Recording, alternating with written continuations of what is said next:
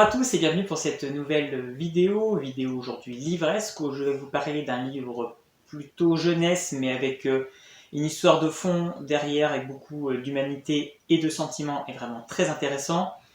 Il s'agit des Orphelins de métal de Padraig Kenny aux éditions Lumen. Donc encore une fois, on a des éditions Lumen qui savent faire des couvertures mais absolument magnifiques. C'est vraiment une de leurs pattes, ce sont toujours très belle couverture chez Lumen. Et c'est souvent une édition que je suis parce que c'est une maison d'édition qui sort pas forcément beaucoup de titres à l'année, donc on sait qu'ils choisissent assez bien leurs titres, qu'ils les lisent avant et que voilà, ils font une sélection précise et donc sur souvent des titres originaux ou des titres qui peuvent être intéressants ou qui ont une particularité. C'est vrai qu'il y a eu des très très gros coups de cœur chez Lumen, donc c'est vrai que c'est une maison d'édition que j'aime beaucoup suivre parce qu'ils font vraiment un travail de qualité et intéressant.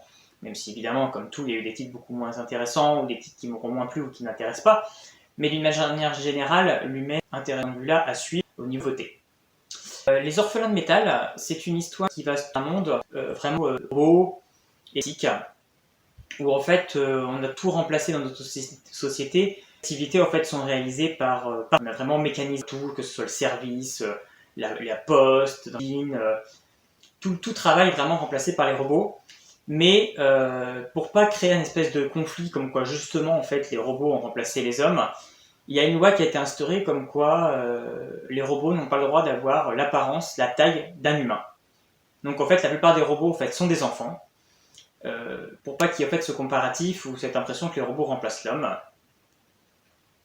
Et il y a eu à un moment donné deux scientifiques, deux professeurs, donc Cormier et Blake, qui ont décidé de créer un nouveau système qui pouvait carrément insuffler une âme à l'intérieur d'un robot pour le rendre quelque part plus humain. Et il s'est trouvé qu'ils avaient instauré ça en fait dans une arme militaire, dans un robot militaire, pour empêcher en fait des morts lors d'une guerre. Et il s'est trouvé que ce robot militaire en fait s'est retourné contre ses créateurs et a tué beaucoup de monde. Donc une nouvelle loi a été instaurée interdisant en fait cette pratique d'insérer une âme dans un robot. Et c'est donc dans ce contexte, dans ce background, dans cet univers qu'on va donc découvrir dans une sorte de laboratoire des charges complètement en campagne, le professeur Absalon entouré de ses robots. Voilà, le professeur Absalon est un créateur de robots mais non accrédité, donc il essaie de faire ça un petit peu en cachette. Et avec ces petits robots qui sont donc tous de taille enfant, fait des petites missions comme ça pour aider la population pour arriver à gagner de l'argent. Par exemple, il y a eu une tempête de neige, la route est condamnée, il va avec son équipe de robots pour arriver à déblayer la route pour pouvoir qu'elle redémarre et qu'on puisse recirculer dessus. Il a une équipe donc, de robots avec lui, donc que des enfants qui sont vraiment triés d'amitié entre eux, qui ont tous aussi des particularités. On a la petite Manda, à qui il y a une jambe plus grande que l'autre, donc elle a du mal à se déplacer parce que il y a Rob qui a tout son visage rajouté des yeux comme ça, des sourcils qui sont rajoutés comme ça, qui n'arrêtent pas de tomber. Parce que voilà, le docteur Absalon ne prend pas le temps en fait de réparer bien ses robots. C'est quelqu'un qui est assez surfait, qui est assez centré sur lui-même, et qui ne prend pas le temps en fait de prendre soin de ses robots. Et donc on a donc, comme je disais, Manda, Rob, j'ai oublié les noms. On va avoir Christopher, lui qui par contre qui est un humain, qui est l'assistant en fait du docteur Absalon. On a également Jack, un petit robot aussi enfant. Et puis la poigne, qui lui est un robot en fait, créé par le docteur Absalon, mais pour en fait, elle est à l'encontre en fait, de la loi pour dire qu'il faut que ce soit la taille d'un humain.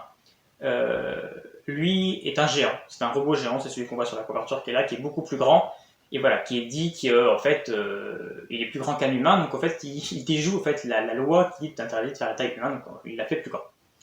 Donc on a cette petite équipe de robots qui voilà, vit avec le docteur Absalon, et puis il y a voilà, cette sorte de petite amitié entre eux. Et il va se trouver que par un concours de circonstances, Christopher, le petit garçon, qui lui voilà, a du mal à se souvenir de son passé, il a des trous de mémoire, et il va se trouver qu'il va se passer quelque chose. Je ne vais pas vous dire quoi. Mais il va se faire kidnapper par des individus. On ne sait pas ce qu'ils lui veulent, pourquoi ils l'ont capturé, et ses amis robots vont partir en quête. Absalon n'avait rien à faire, et ses amis robots vont partir en quête, vont donc abandonner le docteur Absalon et vont donc partir en quête pour retrouver Christopher et pour le sauver, et pour réunir leur petite communauté d'amis, avec l'aide de Estelle, qui est une jeune fille qui, elle, crée en fait toutes les peaux qu'on peut mettre sur les robots. Donc voilà un petit peu pour l'histoire. Et en fait, à travers leur périple, on va apprendre complètement l'histoire qu'il y a au niveau du passé de ces robots, la création des robots, comment c'est arrivé. Concrètement, qu'est-ce qui s'est passé au moment de cet accident que je disais en début de vidéo avec ce robot militaire qui a tué des professeurs. Donc on va savoir tout ce background et savoir effectivement le mystère qui entoure Christopher et de son importance. Et là, donc voilà, tout ça, il y a vraiment une histoire très riche à l'intérieur, tout un passé qui fait un petit peu penser quelque part à Astro le petit robot sur certains points. Voilà, on est vraiment dans cette idée-là, vraiment de quête d'identité, d'enfance, d'amitié, et avec beaucoup de poésie et beaucoup de tristesse aussi par moments. Malgré un roman jeunesse, il y a quand même des moments très poignants, très prenants. Donc c'est vraiment un livre vraiment réussi sur l'histoire, on est comme happé dedans. On sent que les personnages savent des choses, mais ils ne nous le révèlent pas à nous, ils parlent sans savoir, donc on est obligé de lire la suite pour enfin arriver au moment où on va avoir les révélations. Donc tout ça rend le livre très cohérent. Moi j'ai passé un bon moment, voilà, c'est pas un coup de cœur éblouissant, etc. Mais il remplit son travail, on est sur un bon livre jeunesse, travaillé, qui tombe pas sur de la facilité, qui est construit et qui a vraiment beaucoup de touches poétiques et d'émotions. Donc si vous aussi vous avez lu Les Orphelins de Métal, n'hésitez pas à me laisser un petit commentaire. C'est un livre qui se lit aussi tout seul, donc c'est intéressant, il n'y a pas de suite, voilà, c'est un livre tout seul, donc c'est ça aussi qui est bien. Et puis on se retrouve bientôt aussi pour une prochaine vidéo. À bientôt.